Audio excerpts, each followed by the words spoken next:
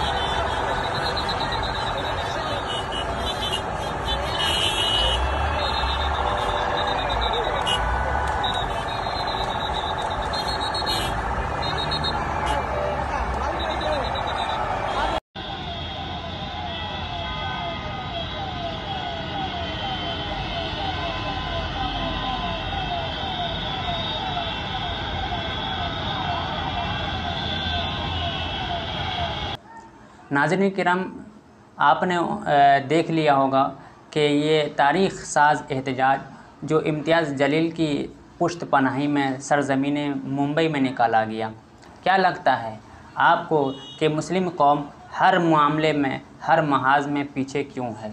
उसकी वजह यह है कि मुस्लिम कौम मुस्लिम एक लीडर से उसके पास कोई लीडरशिप नहीं है। वो अपने आप को लीडर से खाली पाता है, जिसकी वजह से वो हर मैदान में पीछे है।